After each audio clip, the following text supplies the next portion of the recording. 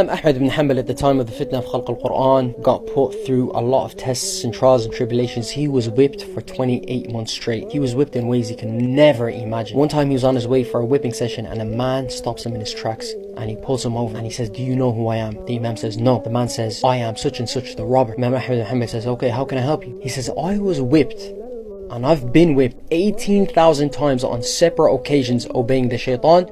You are being whipped obeying Allah subhanahu wa ta'ala. Stay patient, stay firm." Imam Ahmad ibn Hanbal loved this so much that he asked him to repeat it again. So it was difficult on Imam Ahmad ibn Hanbal.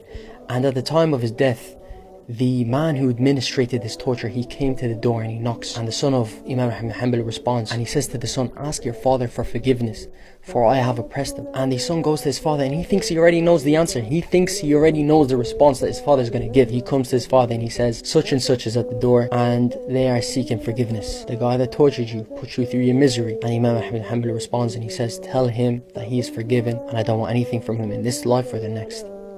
And the son's shocked. How? After all of that, you're just forgiving him?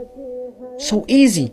Imam Ahmad ibn Hanbal responds and he says, إِذَا كَانَ يَوْمُ الْقِيَامَةِ نَادَى مُنَادِيًا مَنْ كَانَ أَجْرُهُ عَلَى اللَّهِ فَلْيَقُمْ. Do you know who are those that their reward is on Allah subhanahu wa ta'ala? He says no. And he recites this ayah, this verse, فَمَنْ عَفَى وَأَصْلَحَ فَأَجْرُهُ عَلى اللَّهِ.